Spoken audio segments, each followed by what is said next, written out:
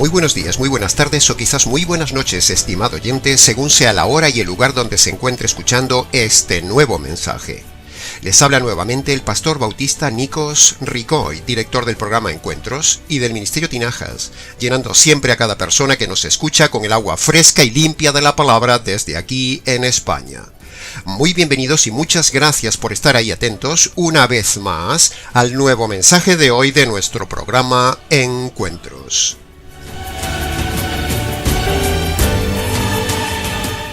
Continuamos hoy, estimado oyente, con el ya sexto mensaje de este estudio expositivo que venimos desarrollando en estas semanas, analizando todo este magnífico capítulo 2 del libro de Efesios.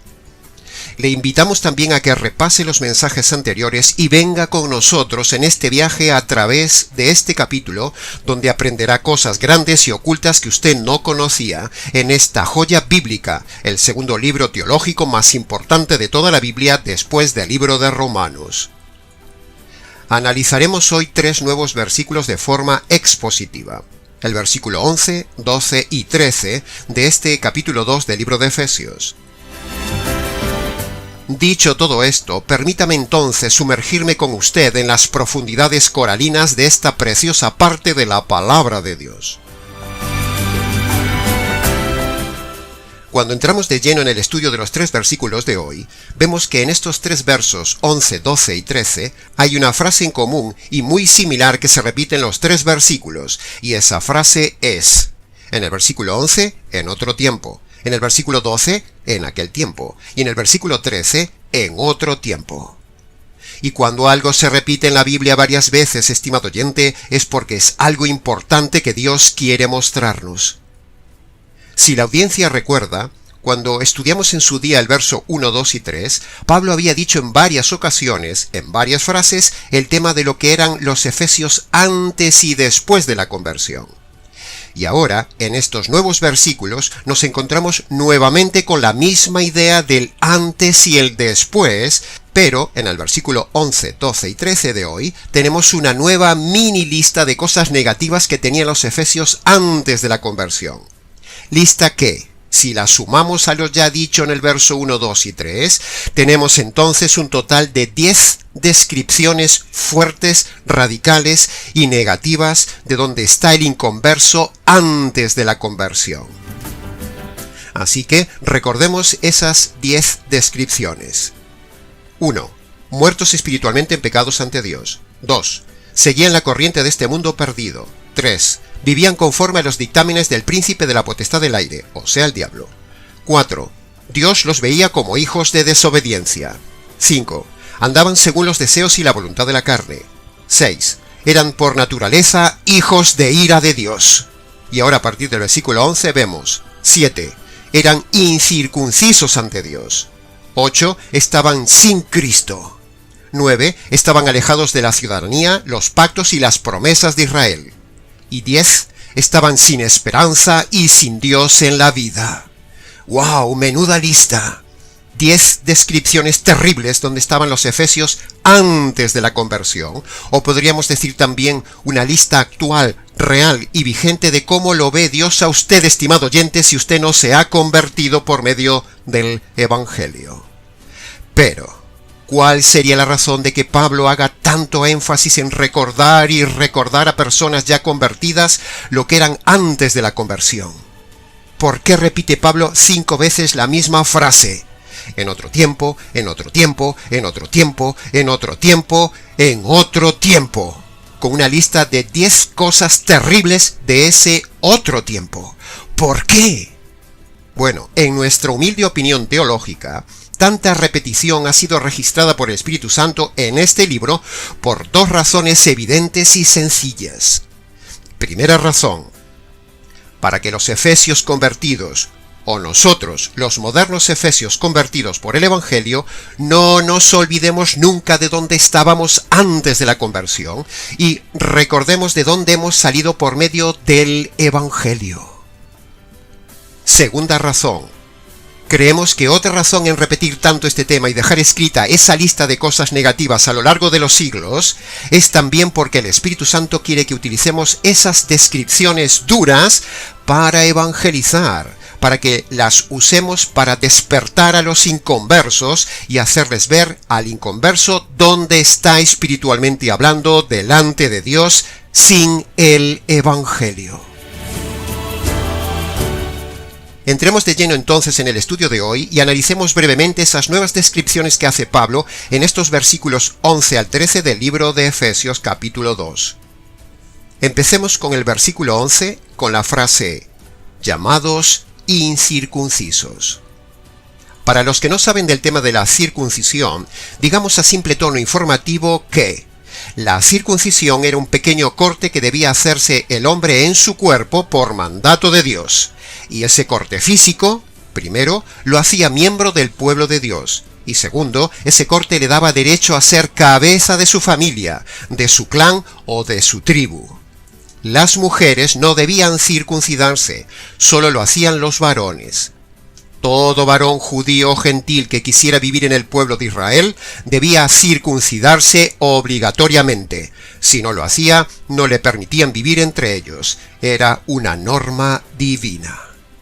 Ahora, ¿por qué se menciona aquí el tema de la circuncisión judía a estos efesios gentiles? Y segundo, ¿por qué era tan importante la circuncisión en Israel? Bueno, en realidad, no sabemos exactamente por qué Dios ordenó este acto de la circuncisión a los varones de su pueblo Israel. Por cierto, un acto duro, un acto doloroso, un acto incluso cruel que se hacía al niño y se hacía sin anestesia. Sin embargo, indagando en las Escrituras, en este Ministerio Tinajas hemos llegado a la conclusión teológica que Dios dispuso la circuncisión porque la circuncisión tenía una proyección mesiánica. Sí, ha oído bien, estimado oyente. La circuncisión tenía una proyección mesiánica. La circuncisión no solo era el acto externo para formar parte del pueblo de Dios y ser cabeza de la familia, sino que era también una señal mesiánica, un anticipo de una circuncisión mucho más grande, dramática, cruel y futura. La circuncisión del Mesías en la cruz, que sería circuncidado, es decir, sería cortado de la unidad divina. Esa es nuestra tesis de por qué Dios mandó la circuncisión al varón. Ese corte tan doloroso en el cuerpo del hombre era una tipificación de un corte aún más doloroso y terrible que un día futuro, un hombre perfecto. El Señor Jesucristo experimentaría en su ser, al ser circuncidado, es decir, desgarrado, es decir, cortado por su Padre de la unidad familiar divina, tal como lo vemos en Colosenses capítulo 2, versículo 11. En Cristo fuisteis circuncidados, pero no con la circuncisión hecha a mano, sino con la circuncisión de Cristo. Ahí el versículo claramente dice que no se refiere a la circuncisión física de Jesús que experimentó de niño, no, sino otra circuncisión. ¿Y cuál fue esa otra circuncisión de Cristo que no fue la hecha en su cuerpo? Pues la otra circuncisión de Cristo fue la hecha por la mano del Padre mismo sobre su Hijo, cortándolo de la unidad divina en la cruz. Tal como en Israel un padre hacía la circuncisión a su hijo, de la misma manera, estimado oyente, así sucedió en la cruz. El Padre, en unidad con el Espíritu Santo, circuncidan, cortan al Hijo de la unidad divina eterna de forma desgarradora. Si se fija bien, el pasaje de Colosenses capítulo 2, versículo 11, no dice con la circuncisión de Jesús, porque eso se referiría a la circuncisión física del hombre llamado Jesús. No se refiere a eso, sino que el verso habla de la circuncisión de Cristo, es decir, está hablando de la parte divina del Hijo. Por lo tanto, ese pasaje de Colosenses se refiere al corte desgarrador que produjo el Padre cortando a su Hijo, Cristo, de la familia divina, para que usted y yo no seamos cortados, es decir, no seamos circuncidados de la unidad y comunión eterna con Dios un día. Por eso Pablo dice, fuisteis circuncidados con la circuncisión de Cristo. Y cuando los colosenses o los efesios o usted y yo somos circuncidados con la circuncisión de Cristo, ¿cuándo? Pues sencillo, estimado oyente, cuando los colosenses, los efesios o cualquiera se apropia de esa circuncisión de Cristo en la conversión. Es ahí entonces cuando Dios ve al hombre circuncidado espiritualmente, y entonces ya no caerá sobre ese hombre la circuncisión divina. Es decir, no caerá la separación eterna de Dios. Maravillosa teología de la circuncisión, estimado oyente. Por eso, cuando uno está en Cristo, por medio de la conversión, por medio del Evangelio, se nos atribuye a nosotros esa circuncisión espiritual que vivió el Hijo de Dios desde Getsemaní hasta la cruz. En la conversión se nos atribuye entonces su apartamiento, su rechazo, su maldición. Se nos atribuye ese corte sin piedad que ha caído sobre el Hijo, como si ya hubiera caído sobre nosotros, para que ya no caiga sobre nosotros la circuncisión en la eternidad. Esto es lo preciosamente espiritual del tema de la circuncisión que los efesios no tenían antes de la conversión. Es decir, Pablo les dice que si no fuera por el Evangelio, los efesios serían ante Dios incircuncisos, y entonces a ellos un día les caería la circuncisión eterna. Por eso dice el texto, erais en otro tiempo incircuncisos. O sea, eran candidatos a recibir la circuncisión terrible divina sobre ellos.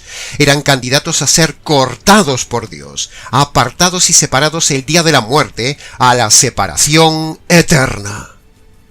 Cristo fue circuncidado, es decir, fue cortado, apartado y separado de Dios para que el convertido no lo sea en la eternidad. Eso es lo que Pablo le está recordando a los efesios en este versículo, diciéndoles: miren lo que eran antes, incircuncisos, tanto en lo físico como en lo espiritual. Pero ahora, en Cristo, ya no sois ante Dios incircuncisos. Amén, aleluya. Ahora, dejando un momento de lado la parte espiritual del tema y hablando de la circuncisión física, digamos que nosotros también tendríamos que ser circuncidados físicamente si no fuera porque Jesús, el hombre, ya fue circuncidado físicamente por mí. Es decir, Jesús como hombre ya cumplió esa ley de la circuncisión física.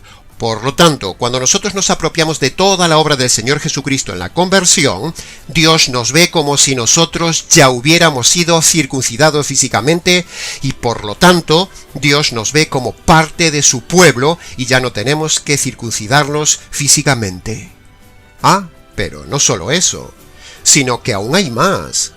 Como Jesús cumplió todos los mandamientos de Moisés, entonces cuando nosotros nos apropiamos del Evangelio del Señor Jesús, entonces ya no tenemos que cumplir los mandamientos del antiguo pacto, porque Él los cumplió por nosotros, y Él nos los pasa a nosotros en una transferencia jurídica llamada imputación, en el momento de la conversión.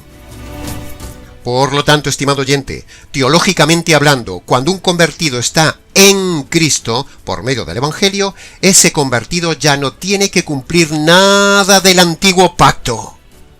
Por ejemplo, Cristo fue circuncidado. Por lo tanto, el convertido, al estar en Cristo, ya está circuncidado, ya no tiene que circuncidarse. Cristo cumplió el sábado, por lo tanto, el convertido ya no tiene que cumplir el sábado. El sábado lo cumplimos al estar en Cristo. Cristo cumplió el ayuno, por lo tanto, el convertido al estar en Cristo ya no tiene que ayunar. Cristo ayunó por mí. Cristo cumplió todos los ritos y fiestas judías, por lo tanto, el convertido al estar en Cristo es como si ya hubiera cumplido todas esas fiestas y ritos judíos. Jesús no tenía que diezmar, pues él era artesano, y los artesanos no diezmaban. Por lo tanto, al estar en Cristo, por la conversión, no tenemos que diezmar. ¿Se da cuenta, estimado oyente, cuánto engaño hay en las iglesias falsas del día de hoy, como en las iglesias adventistas, en los mesiánicos, en los pentecostales, en los católicos y otros muchos tantos que engañan a la gente con eso de que tiene que diezmar, tiene que dar primicias, tiene que ayunar, tiene que guardar el sábado, tiene que hacer vigilias e incluso tiene que bautizarse como sustituto de la circuncisión, como dicen los falsos calvinistas presbiterianos? ¿Se da cuenta qué sencillo es comprender la verdad teológica del tema de Cristo? Y qué libertad tan preciosa da comprender la verdad de que Jesús cumplió todos esos mandamientos y que cuando uno se apropia de la obra perfecta y cumplida de Jesucristo, el día de la conversión, entonces Él nos transfiere todo eso cumplido por Él y es como si nosotros ya lo hubiéramos cumplido. ¿Se da cuenta, estimado oyente? ¿Se da cuenta la libertad que produce esta verdad imputacional y la verdadera conversión por medio del Evangelio? ¿Se ha dado cuenta? En verdad le digo, estimado oyente, que la religión carga. En cambio, Cristo da libertad y nosotros también le damos a usted libertad. También le damos libertad para enseñarle la verdad, denunciando la mentira del negocio de la religión. Lo que Cristo hizo y me transfiere la conversión se llama la doctrina de la imputación, donde Cristo me transfiere sus dos justicias. Sí, ha oído bien, me transfiere sus dos justicias. Primero, su justicia humana por haber cumplido toda la ley como hombre. Y segundo, su justicia divina cuando recibió la justicia divina de mis injusticias. Maravillosa doctrina jurídica de la imputación. Por eso nosotros siempre enfocamos el Evangelio desde el punto de vista jurídico. Se lo mire por donde se lo mire, siempre va a haber el aspecto jurídico.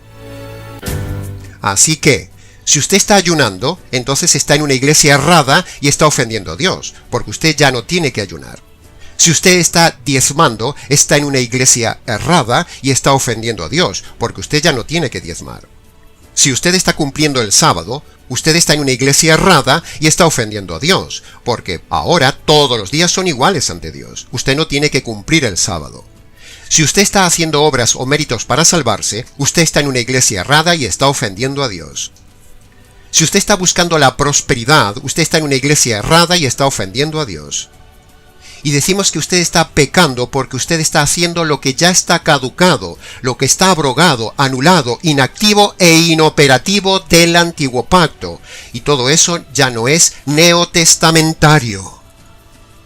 Las iglesias del día de hoy, en su grandísima mayoría, el 99% diría yo, son iglesias antijurídicas y antineotestamentarias. Es un delito practicar el diezmo, practicar el sábado, practicar las primicias, el ayuno, las fiestas judías, etc. Es pecado ser adventista, es pecado ser mesiánico, es pecado ser pentecostal, es pecado ser judío, es pecado ser católico, es pecado ser moralista, es pecado cumplir con el antiguo pacto en el día de hoy, es pecado ser calvinista reformado, es pecado buscar las riquezas y las bendiciones materiales en las iglesias de la prosperidad. En fin, es pecado no estar en el verdadero evangelio. Cristo es nuestro ayuno, Cristo es nuestro diezmo, Cristo es nuestro sabbat, Cristo es nuestro sacrificio, Cristo es nuestro cordero, Cristo es nuestra justicia. Jesús, mi justicia. Y eso me hace libre, libre, libre.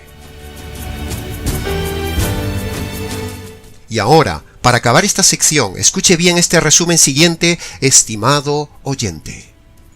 La circuncisión en el antiguo pacto era un anticipo anunciado de la circuncisión del Mesías en la cruz. El intento de muerte de Abraham sobre Isaac fue el anticipo anunciado de la muerte del Hijo a manos del Padre en la cruz. Y el constante sacrificio de corderos en el antiguo pacto era el anticipo del sacrificio del cordero perfecto en la cruz. Todos estos tres grandes elementos del antiguo pacto anticipaban la obra de Cristo en la cruz, o sea, anticipaban el glorioso evangelio, que conste en acta. Y para terminar con el tema de la circuncisión, veamos el tercer aspecto de la circuncisión que habíamos dicho antes. Es decir, que la circuncisión habla también de ser cabeza. Por eso solo se circuncidaban los hombres, porque solo el hombre tiene el don, el rol y el mandato de Dios de ser cabeza, no la mujer. La mujer que manda al hombre, o el hombre que se deja mandar por la mujer, ahí hay desorden y ahí hay pecado en ambos. Así que sirve este momento para recordar este tema que la mujer que manda en el hogar sobre el hombre está rompiendo el diseño divino. Ese hogar no está viviendo conforme a los diferentes roles bíblicos diseñados por Dios para el matrimonio y la familia. Las mujeres casadas o solteras, que son dominantes, que mandan sobre sus esposos o sobre el varón de la casa o en la iglesia, que tengan cuidado con eso de llevar los pantalones porque eso es pecado. La mujer, si tiene marido, debe estar sujeta en todo a su marido mientras el esposo no le pida hacer algo contrario a la palabra de Dios, tal como dice Efesios capítulo 5, versículo 24. Las casadas estén sometidas a sus maridos en todo. Como puede ver, ese pasaje es radical. La mujer es ayuda, la mujer no es líder. El líder ha decidido Dios que sea el varón. Vivimos en una sociedad feminista, pero Dios no le permite a la mujer casada o soltera predominar sobre su cabeza varonil, sea esposo, sea hermano mayor, sea pastor, etc. Toda mujer casada o soltera que se toma autoridad de mandar en casa, liderar o pastorear en la iglesia está en pecado. Así que denunciamos una vez más públicamente a toda mujer dominante en su matrimonio. Denunciamos a toda mujer feminista que quiere ser igual que el hombre. Y denunciamos públicamente a toda mujer líder, pastora, predicadora, profeta o cantante que eso es pecado. La mujer casada o soltera no debe resaltar en público ni liderar. La mujer casada o soltera debe ser recatada, no protagonista. La mujer casada o soltera no debe exhibirse en público, para que no sea tropiezo a los ojos de los hombres. Cuando una mujer casada o soltera se exhibe en público, el varón clava los ojos en la mujer. Por lo tanto, la mujer casada o soltera está así haciendo de tropiezo y haciendo pecar al hombre. Estas son las razones por las cuales vemos clarísimamente en el Nuevo Pacto, en el Nuevo Testamento, que la mujer casada o soltera jamás puede liderar. El liderazgo de la mujer es pecado. El liderazgo Dios se lo dio solamente al varón. Que conste en acta. Continuando, estimado oyente, con el viaje expositivo, llegamos ahora al verso 12, donde estudiaremos 3 frases. Y la primera frase singular donde merece la pena pararnos y comentar dice: estabais sin Cristo. Eso lo dice Pablo a los Efesios antes de conocer el Evangelio verdadero, antes de conocer el Evangelio jurídico. Estimado oyente, sin conversión, sin Evangelio verdadero, es estar sin Cristo. Así que reflexione conmigo lo siguiente. Usted puede estar congregándose en una iglesia, pero estar sin Cristo. Usted puede estar en un ministerio, pero estar sin Cristo. Usted puede estar bautizado, pero estar sin Cristo. Usted puede estar doctorado en teología, pero estar sin Cristo. Usted puede estar ordenado como pastor o como sacerdote, pero estar sin Cristo. Usted puede estar en una denominación, pero estar sin Cristo. Si usted es pastora, está sin Cristo. Si usted ha repetido la oración de fe, aceptado a Jesús en el corazón y pasado al frente, aún está sin Cristo. Si usted ha creído en las 4 falsas leyes espirituales, usted está sin Cristo. Porque en Cristo se está solo por medio del verdadero evangelio, el evangelio jurídico dado a los gentiles, que es lo que nos incorpora a Cristo. Para pasar de estar sin Cristo, o sea perdido, a estar posicionado en Cristo, o sea convertido, usted debe obedecer las 2 condiciones imprescindibles del evangelio. Sin eso, usted jamás estará en Cristo. Así que, veamos una vez más esas 2 condiciones para estar en Cristo. Escuche con atención. escuche lo que sigue a continuación o repase luego el vídeo. Primera condición: usted debe reconocer que toda su vida ha infringido la ley de Dios. Usted debe reconocer que es mala persona delante de Dios. Usted debe reconocer que como infractor de la ley de Dios, usted es delincuente. Usted debe reconocer sus pecados pasados y abandonar los pecados presentes. Todo esto se llama arrepentimiento y es la primera condición que usted debe obedecer hoy para estar en Cristo. Pero hay una segunda condición. La segunda condición es que usted debe reconocer que al Señor Jesús le cayó en la cruz la ira y la justicia divina que merecen sus delitos cometidos en su vida, estimado oyente. Usted debe reconocer que Él no merecía recibir esa ira y esa justicia que Él recibió del Padre y que merece recibir usted por sus pecados. Usted entonces debe apropiarse, agarrarse, tomarse, recibir o abrazar por la fe esa justicia que le cayó al Señor Jesús en la cruz. Esa justicia caída es el Evangelio, o sea, la segunda condición.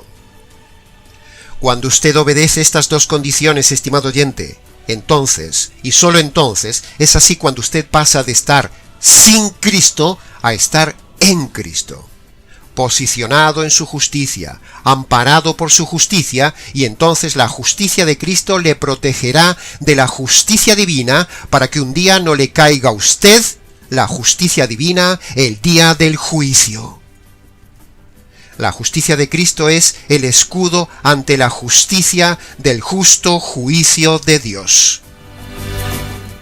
Así que, mi estimado oyente, vaya a su habitación o busque un lugar tranquilo. Cierre la puerta.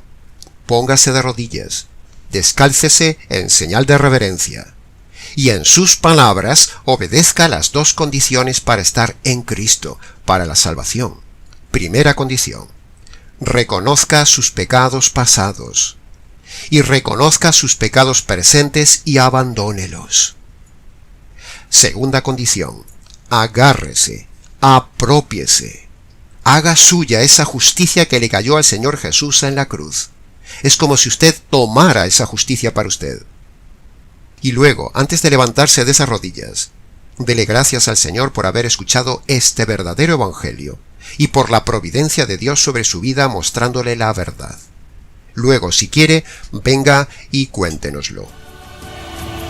Así es como se convierte una persona. Así se pasa de perdido a salvo, así se pasa de inconverso a convertido, así se pasa de incircunciso a circuncidado, y así se pasa de estar sin Cristo a estar en Cristo.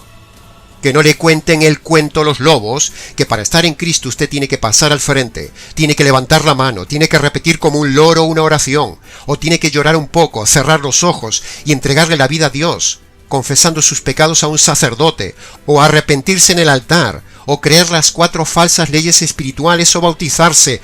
¡No! Todo eso es falso, estimado oyente. Así no se está en Cristo, así se está engañado. Para estar en Cristo, usted debe obedecer las dos condiciones que le hemos dicho hace un momento.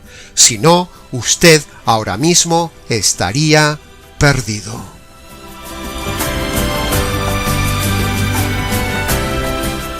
Cuando llegamos a la segunda frase del verso 12, que dice: alejados de la ciudadanía de Israel, alejados de los pactos y alejados de las promesas. Sintéticamente hablando, todo eso se refiere a que los efesios estaban muy lejos de acceder jurídicamente hablando a la salvación, que es sólo por medio de Israel, por medio de cualquiera de los dos pactos, bien por medio del antiguo pacto y su expiación, o por medio del nuevo pacto y su propiciación. Los efesios estaban lejos de las promesas de salvación dadas por medio del Mesías. Eso es lo que significa esta frase: ciudadanía, pactos y promesas. Ahora, esta frase de los pactos y las promesas nos catapultará también para mencionarle brevemente hoy y ahora otro tema candente en el día de hoy: hablarle de la falsa doctrina de hacer pactos con Dios. doctrina que enseñan los lobos pastores y las serpientes pastoras del día de hoy, y que usted probablemente ahora mismo le venga a su mente algún famoso lobo o cantante que predica estas herejías de hacer pactos con Dios. Así que yo no necesito recordarle ningún nombre de estos lobos, pero sí por medio de estas ondas llegamos hasta usted para advertirle de no dejarse morder, ni envenenar, ni desgarrar su alma con esta mentira de que usted puede hacer pactos con Dios. No, usted no puede hacer pactos con Dios. Denunciamos públicamente desde aquí que la doctrina falsa de hacer pactos con Dios no es bíblica y mucho menos neotestamentaria. Y denunciamos a todo lobo, a toda serpiente, a toda raza de víboras moderna que predica y canta que usted puede hacer pactos con Dios, que eso es falso. Usted no puede hacer pactos. Los pactos solo los hace Dios con el hombre. Los pactos bíblicos son unidireccionales y los pactos ya están cerrados. Ni siquiera Dios hace ni hará más pactos con el hombre. Los pactos están ya cerrados. El último gran pacto que Dios hizo es el nuevo pacto, sellado en la cruz con la muerte de Jesús. Así que olvídese de hacer inútiles pactos materialistas con Dios. Si usted hace pactos con Dios, usted está ofendiendo a Dios. Usted está pecando. Sí, ha oído bien. Eso es pecado. Lo único que usted debe hacer ante Dios no son pactos materiales, sino que lo que usted debe hacer es convertirse por medio de las dos condiciones que pone Jesús en su Evangelio, en su nuevo pacto. Deje de lado el pecado de la avaricia de hacer pactos con Dios, estimado oyente. No se deje engañar por esos lobos que al fin de cuentas, todo eso de hacer pactos es un lucro de los vividores del negocio de la religión. Tenga cuidado, estimado oyente. Avisado queda. Pasemos ahora a la tercera frase del versículo 12, que dice: sin esperanza y sin Dios en la vida. Leyendo esta frase, nos viene a la mente la razón por la cual la gente cada vez piensa más y más en el suicidio, y la razón por la cual nos llegan tantas cartas al ministerio de personas que piensan en suicidarse, porque no tienen esperanza ni Dios en su vida. Pero, desde aquí queremos decirle que la esperanza, el quitar el peso de la culpa y la comunión con Dios, puede obtenerla por medio del Evangelio. Los que piensan en suicidarse es porque ya no tienen esperanza, porque están sin Dios en esta vida, porque han cometido graves pecados o porque a ellos les han hecho mucho daño. Pero la salida no es el suicidio, estimado oyente. La salida es el Evangelio. Así que, estimado o estimada oyente que me escucha, que está sin esperanza, decepcionado de la gente y de la vida, que está sin Dios en su vida, que ha estado varias veces pensando en el suicidio, por favor, escúcheme, no lo haga. Verá, pensar en el suicidio agravará su situación, porque luego, del otro lado de la muerte, usted tendrá infinitamente mayor dolor que aquí. Y lo peor de todo es que ese sufrimiento mayor será para siempre y será sin esperanza de salida. Aquí, aún, hoy y ahora, hay esperanza para usted por medio del Evangelio. No se quite la vida, estimado oyente. Quítese la culpa, quítese la carga, quítese la desesperanza por medio del Evangelio, pero no se quite la vida. Cuide su vida, porque su vida no es suya, y si quiere, póngase en contacto con nosotros para hablar del tema y trataremos de ayudarle. Revierta esa idea de suicidarse por la idea de convertirse, y así tendrá paz, esperanza y reconciliación con Dios. No sé cómo decirle esto de otra manera, estimado oyente. Siempre le doy vueltas para decirlo con todo el corazón y sinceridad, para que usted, aunque no me conozca, confíe en lo que le digo y por favor no se quite la vida, porque aún hay esperanza para usted en esta vida por medio del Evangelio. Y para terminar, entremos en el análisis y comentarios de las dos frases más destacables del verso 13 que dice: Pero ahora en Cristo Jesús, vosotros que en otro tiempo estabais lejos, habéis sido hechos cercanos por la sangre de Cristo. La frase en Cristo ya la hemos analizado hace un momento cuando vimos la frase de estar sin Cristo. Así que pasaremos al análisis de la última frase del estudio expositivo de hoy en el versículo 13, hablando de la sangre de Cristo. Hace más o menos unos 2 meses, subimos al canal un vídeo sobre el tema de la sangre de Cristo, tema que le invitamos a ver para no extendernos mucho ahora nuevamente en el tema de la sangre de Cristo que se nombra aquí en el versículo 13. Solo lo tocaremos de paso, por ser una de las frases necesarias de comentar en el día de hoy. Antes de acabar con el mensaje de hoy, permítame recordarle un tema que en el día de hoy los falsos pastores hablan a la gente antes de la conversión, y es el tema de la sangre de Cristo. Pero Pablo les habla de la sangre de Cristo después de la conversión. ¿Se había fijado? ¿Se ha fijado y se ha dado cuenta que siempre es así en todo el Nuevo Testamento? Los apóstoles hablan a los gentiles en sus cartas el tema de la sangre después de la conversión. A los gentiles no hay que predicarles sobre la sangre de Cristo antes de la conversión. A los gentiles hay que predicarles solo el Evangelio de Cristo, no la sangre de Cristo.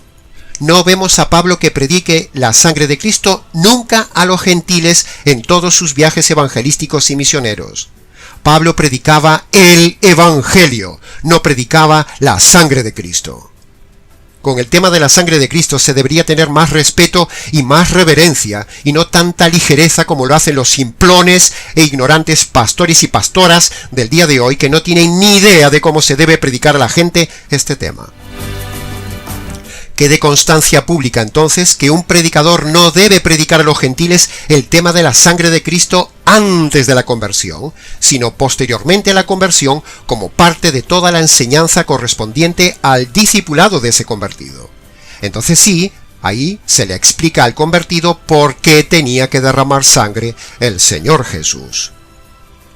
Todo predicador hoy en día que predica la sangre de Cristo, en lugar de predicar el Evangelio de Cristo, muestra su ignorancia, su mala exégesis, su pésima homilética y es un mal predicador. Deje de congregarse en ese lugar, estimado oyente, y escape de ese pastor. Que conste en acta. Y hasta aquí, estimado oyente, con el gozo de haber compartido con usted todos estos temas en este nuevo mensaje, verdadero, expositivo y teológico del día de hoy. Mucho más se podría haber dicho del tema, pero con lo dicho es suficiente. Para preguntas, comentarios y mayor amplitud del tema, repase el vídeo o escríbanos. nicos@gmx.es.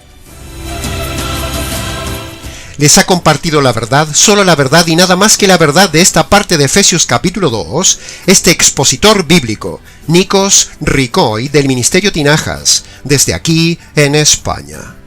Será entonces, con el gusto de siempre, hasta nuestro próximo estudio en nuestro ya habitual programa Encuentros.